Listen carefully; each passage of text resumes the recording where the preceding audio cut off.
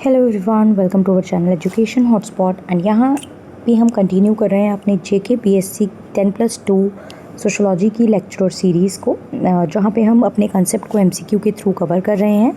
अभी तक हम लोग पार्ट 11 तक कर चुके हैं। 10-10 एमसीक्यू हम एक पार्ट में कर रहे हैं। 110 क्वेश्चन हम डिस्कस कर चुके हैं। इस वीडियो में हम आगे प्रोसीड करेंगे 111 क्वेश्चन से। देखिए, कुछ क्वेश्चन आपको बहुत ज़्यादा सिंपल भी लग सकते हैं, बट एग्जाम का पैटर्न भी इस तरीके से होता है कि फैक्चुअल क्वेश्चन आते हैं। हो सकता है आपको ये क्वेश्चन आता हो इसलिए आपको सिंपल लग रहा हो, बट बहुत से स्टूडेंट ऐसे भी होंगे जिनको ये क्वेश्चन नहीं आता होगा, तो उनके लिए मॉडरेट या डिफिकल्ट क्वेश्चन भी हो सकता है। तो उस चीज़ को बेस में रख के मैंने यहाँ पे कुछ क्वेश्चन क्रिएट करे हैं।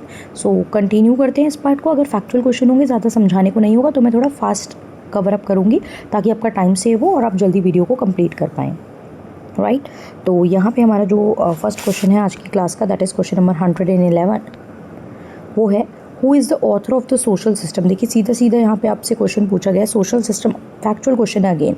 पता है तो वेल एंड गुड, नहीं पता तो यहाँ पे टैलकट पर्सन जो है, Talcott person is the author of the social system, ये आपको ध्यान रखना है। राइट, बुक्स एंड ऑथर को लेके क्वेश्चन आते हैं, इस चीज़ को बहुत अच्छे से याद करके चलिएगा।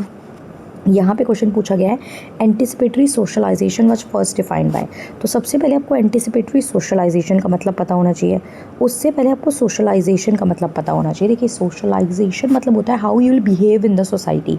आपका जो सोशलाइजेशन का प्रोसेस होता है एक बच्चे का, वो बिल्कुल जन्म के बाद से उसकी फैमिली से स्टार्ट हो जाता है। फैमिली मेम्बर बोलना सिखाते हैं, राइट, आपको वर्ड सिखाते हैं किस तरीके से बोलना है, आपको ऑब्जेक्ट की आइडेंटिफिकेशन सिखाते हैं, आपको अपनी फैमिली की वैल्यूज सिखाते हैं, आपको एक कल्चर देते हैं। तो ये वहीं से स्टार्ट हो जाता है। फिर आपकी फैमिली, आपके नेबरहुड, आपके स्कूल्स, आपके फ्रेंड्स, आपके पीयर्स, इन सब से आप कुछ ना कुछ सीखते हो। तो वो सोशलाइजेशन का प्रोसेस चलता है हमारी अलग अलग फेजेस में।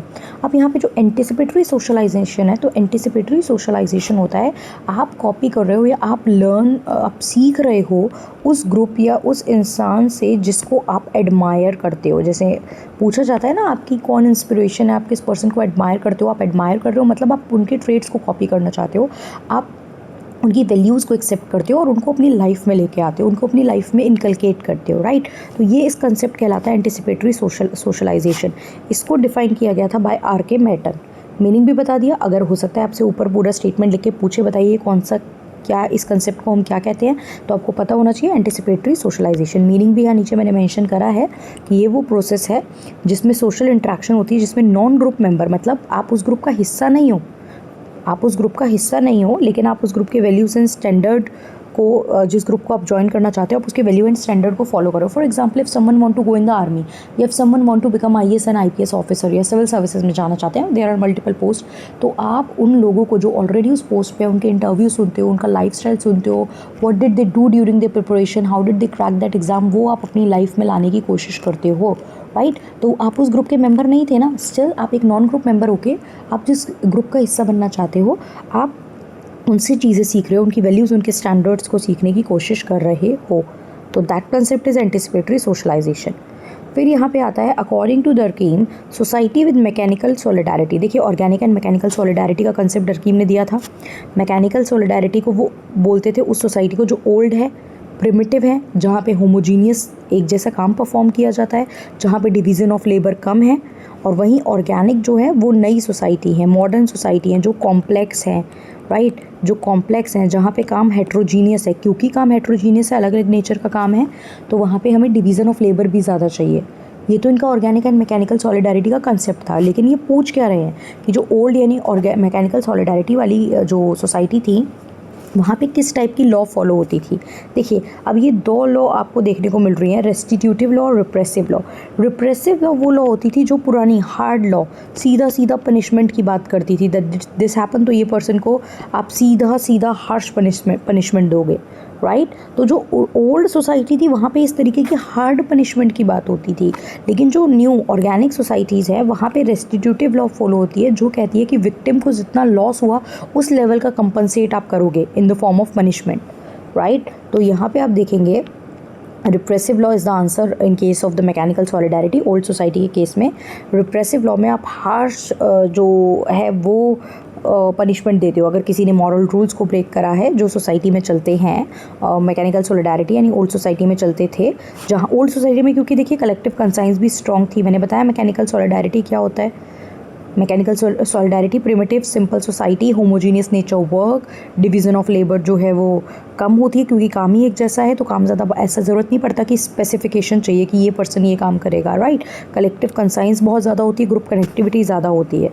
और वहीं जो रेस्टिट्यूटिव लॉ है वो आज की ऑर्गेनिक सॉलिडारिटी फॉर्म में देखने को मिलती है, जहाँ पे आप ऑफेंडर्स को कंपनसेट करते हो, मतलब कंपनसेट करवाते हो उससे for the harm done to victim, जितना उसने हार्म कॉज किया है। क्लियर। यहाँ पे कलेक्टिव बिलीव्स ऑर्गेनिक सॉलिडारिटी में जो न्यू सोसाइटी होती है कम होते हैं। Next question, social distance method was develop by. देखिए सोशल डिस्टेंस का मतलब क्या होता है। सोशल डिस्टेंस का मतलब ये नहीं है कि एक पर्सन यहाँ रह रहा है और एक पर्सन यहाँ रह रहा है। It is not about the physical distance, it is about आप किसी से कितना डिफ्रेंशिएट कर पा रहे हो, आप किसी से कितना डिफ्रेंशिएट कर पा रहे हो। दैट सोशल डिस्टेंस के कंसेप्ट में हम ये देखते हैं। ये डेवलप किया था बोगार्डस ने विद, इसको एक बार प्रॉपर देख लीजिए आप। देखिए सोशल डिस्टेंस जो है ये डिफरेंसेस की बात करता है कि इंटीमेसी, क्लोजनेस और बिहेवियर एक्सेप्टेंस में आप किसी दूसरे ग्रुप या इंडिविजुअल से कितना अंतर रखते हो। जैसे फॉर एग्जांपल अपर क्लास और मिडिल क्लास और लोअर क्लास के लाइफस्टाइल में कितना अंतर है, तो उनमें आपस में सोशल डिस्टेंस आ रहा है। एक रिलीजन और दूसरे रिलीजन की कल्चरल प्रैक्टिसेस में, रिलीजियस प्रैक्टिसेस में कितना डिफरेंस है। तो ये सब चीज़ें इस बेसिस पे जब आप किसी से डिफरेंशिएट करते हो, चाहे एक व्यक्ति दूसरे व्यक्ति से, चाहे एक ग्रुप दूसरे ग्रुप से, वो आपका सोशल डिस्टेंस कहलाता है। ये सिर्फ ये फिजिकल लोकेशन की बात नहीं है, ये किसकी बात है, अस वर्सेस देम की, जो रिलेशन बेसिस पे बाउंड्रीज क्रिएट हो रखी हैं उसकी बात ये करता है। क्या, सोशल डिस्टेंस। ये कंसेप्ट बोगार्डस ने डेवलप किया था with George Simmel and Robert Park. तो if Bogardus was not there in the option of social distance and you will see the name of George Simmel और Robert Park, तो आप उसको mark करेंगे। Clear. Next question, who define social movement as collective enterprise. Social movement हमारा chapter है, important topic है। बहुत सारे ओल्ड न्यू सोशल मूवमेंट होते हैं, एनवायरमेंट रिलेटेड होते हैं, कास्ट बेस होते हैं, राइट। ऐसे बहुत सारे सोशल मूवमेंट हैं, अलग अलग नाम से भी आपसे पूछ सकता है कि ये मूवमेंट किसके रिगार्डिंग था, इसको कौन लीड कर रहे थे, this and that kind of question, जो मैं आगे की क्लास में ट्राई करूँगी इंक्लूड करने की। इसमें बहुत सारे फैक्चुअल क्वेश्चन बन सकते हैं, तो जिसको आते हैं उसको तो बहुत ईजी लगेंगे, लेकिन जिसको नहीं आते वो अपनी नॉलेज में ये चीज़ें ऐड कर सकते हैं। तो किसने कहा कि सोशल जो मूवमेंट होते हैं वो कलेक्टिव एंटरप्राइज है to establish new order of life. Because social movement के थ्रू आप क्या चाहते हो, आप चेंज चाहते हो। आप या तो कोई नई चीज़ लाना चाहते हो, या कोई चीज़ जो हटा दी गई है आप उसे वापस चाहते हो। दैट्स वाई आप सोसाइटी में चेंज लाना चाहते हो ना, because you are talking about the development, you are talking about some newness, you are talking about कि ये चीज़ हटे और ये चीज़ इंट्रोड्यूस हो, राइट। ये सोशल मूवमेंट होते हैं। तो किसने बोला कि ये एक कलेक्टिव एंटरप्राइज है जिसके थ्रू आप एक new order of life create करना चाहते हो। So this is the statement by Herbert bloomer. आगे के क्वेश्चन सोशल मूवमेंट के रिगार्डिंग ये ध्यान रखना है। Which of the following is not a feature of social movement. Social movement में कलेक्टिव एक्शन की बात होती है, बिल्कुल होती है। एक जना सोशल मूवमेंट नहीं लीड कर सकता। मैं यहाँ पे बैठी हूँ और पहली बात तो कलेक्टिव एक्शन चाहिए। फॉर एग्जांपल मैं यहाँ पे बैठी हूँ, let's say for example Delhi में कोई पर्सन, अरुणाचल में है कोई पर्सन, कश्मीर में है कोई पर्सन, लेट्स से बैंगलोर में है। तो अलग अलग जगह आपने एक एक पर्सन ने आवाज़ उठाई, तो आपकी आवाज़ की उतनी वैल्यू नहीं है। अगर आपके इश्यूज सेम हैं और आप कलेक्टिवली उन पे वॉइस रेज करते हो तो वो एक मूवमेंट बनता है। तो कलेक्टिव एक्शन होना चाहिए, ऑर्गेनाइज एफर्ट होना चाहिए। ऑर्गेनाइज मतलब सही तरीके से। वही मैंने बोला ना, आपने कंप्लेन करी, उसने कंप्लेन करी, अलग अलग, वो रिजल्ट नहीं आएगा। एक ऑर्गेनाइज करके, प्लान करके, प्रॉपर सीक्वेंस में ये स्टेप होना है, फिर ये करना है, फिर ये करना है। तो एक ऑर्गेनाइज एफर्ट होना चाहिए। बिल्कुल सोशल चेंज लाने के लिए ही सोशल मूवमेंट किए जाते हैं। सोशल चेंज लाना है इसलिए आप मूवमेंट कर रहे हो। तो ये तो 3 फीचर हैं, लेकिन क्या सोशल मूवमेंट अचानक से हो जाते हैं, अनप्लान्ड होते हैं? बिल्कुल भी नहीं। सोशल मूवमेंट कभी भी अनप्लान्ड नहीं होते, हमेशा ऑर्गेनाइज होते हैं। अचानक से नहीं होते कि अभी कुछ हुआ, वो बस आपका एक वे ऑफ शोइंग द, एक तरीके से आपका इमोशन हो सकता है कि अभी कोई इंसिडेंट हुआ तो आपने ये करा, बट उसे सोशल मूवमेंट नहीं कहते हैं। सोशल मूवमेंट वो तभी होगा जब वो लंबे समय तक चलेगा, कलेक्टिव एक्शन होगा, ऑर्गेनाइज एफर्ट है चीज़ों को लेके, एंड जिस चेंज के लिए आप एफर्ट कर रहे थे, जो चेंज आप लाना चाह रहे थे, वो you will be able to bring that change in the society, right. तो ये सडन एंड अनप्लान तो बिल्कुल भी नहीं होते हैं। ये इंपॉर्टेंट वर्ड है, इस पर आपको एग्जाम में, क्वेश्चंस में भी सबसे पहले इन्हीं चीज़ों पे फोकस करना है कि क्वेश्चन में पूछा क्या गया है। अगला क्वेश्चन अगेन सोशल मूवमेंट के रिगार्डिंग है। A movement that aims to bring about partial change in the society. Social movement के डिफरेंट टाइप्स होते हैं। देखिए इसकी थ्योरीज़ भी हैं। थ्योरीज़ में मैं अगली वीडियो में आगे के क्वेश्चन में मैंने सोशल मूवमेंट की थ्योरीज़ के भी क्वेश्चन लिए हैं। तो ऐसा मूवमेंट जो कुछ चेंज लाने की बात कर रहा है। देखिए रिवोल्यूशनरी मूवमेंट क्या कहता है, कंप्लीट वायलेंस यूज़ करोगे, एग्रेशन यूज़ करोगे आप, रिवोल्यूशन में ये सब चीज़ें हो सकती हैं और आप ओल्ड सिस्टम को उखाड़ के कोई न्यू सिस्टम इस्टेब्लिश करने की बात करते हो। पुराने पूरे सिस्टम को प्योर ट्रांसफॉर्मेशन होता है रिवोल्यूशनरी में, प्योर ट्रांसफॉर्मेशन की बात होती है, राइट।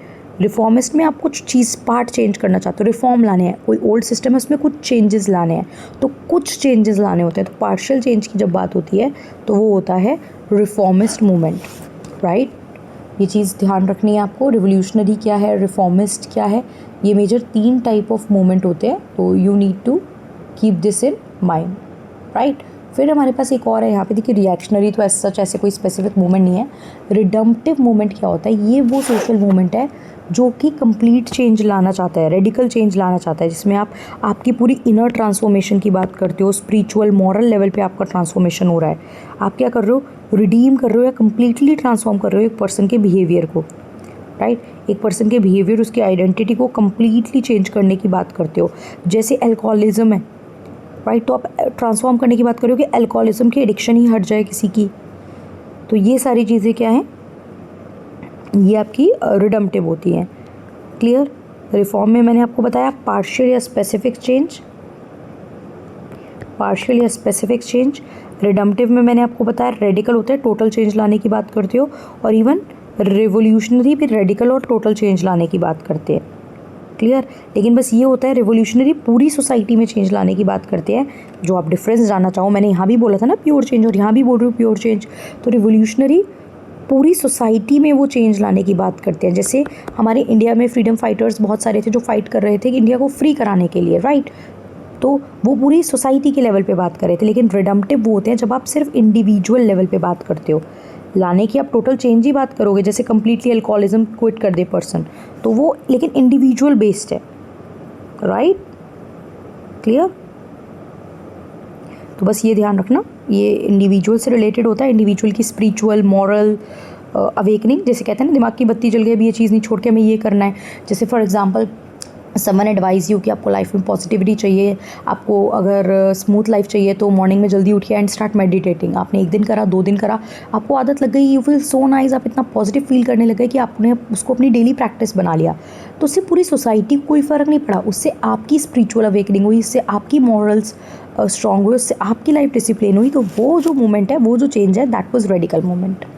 क्लियर। आई होप तीनों टाइप समझ में आए होंगे, बेसिक डिफरेंस समझ में आया होगा।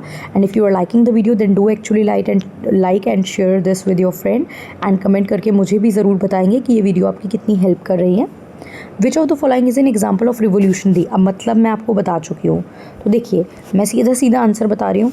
यहाँ पे जो बात एंटी लिकर, तो आपको पता है कि नहीं होगा, राइट। सिविल राइट मूवमेंट भी यहाँ पे आपका रिफॉर्म की बात कर रहा था, ये रिफॉर्म की बात कर रहे हैं। But French revolution completely old system को हटा के न्यू सिस्टम लाने की बात कर रहा था, जिसके through liberty, equality and fraternity भी आया था। और रिवोल्यूशनरी मूवमेंट में मैंने आपको बताया है कि येस पॉसिबिलिटी है कि अग्रेशन वायलेंस भी देखने को मिल सकता है, right. Revolutionary movement include that your aggression and violence. Clear. चलिए नेक्स्ट क्वेश्चन देखते हैं। Who is known for studying the peasant movement in India. किसानों को लेके जो मूवमेंट यहाँ पे चल रहे थे, किसने इंडिया में उनको स्टडी करा। The person was MSA Rao. सीधा फैक्चुअल क्वेश्चन है, बिल्कुल आ सकते हैं एग्जाम में। MSA राव जो थे वो इंडियन सोशोलॉजिस्ट हैं जिन्होंने बहुत ज़्यादा कंट्रीब्यूशन करे हैं सोशल मूवमेंट के रिगार्डिंग, स्पेशली अर्बन मूवमेंट और पीजेंट मूवमेंट जो थे वो इंडिया में इन्होंने स्टडी करा। उन्होंने जो एग्रीकल्चर से रिलेटेड स्ट्रगल होते हैं, डिस्प्लेस, आप डेवलपमेंट के चलते लोगों को डिस्प्लेस कर देते हो। फॉर एग्जांपल आपको डैम बनाना है फॉर द डेवलपमेंट पर्पस, तो जो वहाँ लोग रह रहे हैं आप उनको डिस्प्लेस करोगे ना, तो डेवलपमेंट की वजह से आपने डिस्प्लेस किया तो उसके क्या इम्पैक्ट पड़े, राइट। ये सारी चीज़ों की स्टडी इन्होंने अपनी वर्क में करी है। तो yes he was a prominent name. Next हमारे पास आता है what kind of social movement is Dalit movement. जो दलित मूवमेंट हो रहा है वो किस तरीके का मूवमेंट है। दलित मूवमेंट एक रिफॉर्म मूवमेंट है। आप चीज़ों में रेडिकल चेंज नहीं लाने की बात कर रहे हो, बट आप जो डिस्क्रिमिनेशन है उन चीज़ों में चेंज की बात कर रहे हो, एजुकेशनल राइट की बात कर रहे हो। तो एक आइडेंटिटी कि उन्हें एक आइडेंटिफिकेशन मिले, उनको भी एक सेपरेट आइडेंटिटी मिले, इसकी बात हो रही थी। तो ये रिफॉर्मिस्ट मूवमेंट है और एक ग्रुप की बात हो रही है, इंडिविजुअलिस्टिक तो नहीं हो रही है, तो ये रिडम्पटिव नहीं हो सकता, राइट। 3 टाइप मैंने आपको बताया, रिफॉर्म, रिवोल्यूशनरी एंड रिडम्पटिव। तो you need to keep that in mind. So यहाँ पे हमने 111 से 120 तक क्वेश्चन 10 क्वेश्चन कवर करे। आई होप समझ में आया होगा। अगली वीडियो जो रहेगी 121 से 130 क्वेश्चन तक, उसमें भी कुछ सोशल मूवमेंट के रिगार्डिंग ही क्वेश्चन रहेंगे।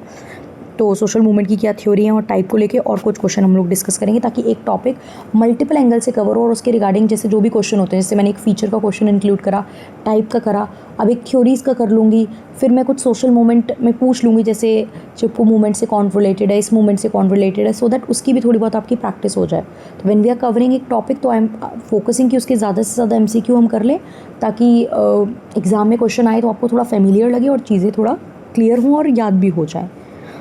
Okay, so that's all for this video. See you in the next video with a further question. Thank you everyone. Do like the video. If you find this helpful, then do comment and share this video with your friends and the people who are giving any exam जिसमें sociology के MCQ जो हैं वो पूछे जाते हैं हर perspective से। This is important. Okay, so yeah, that's all. Thank you everyone. See you in the next video.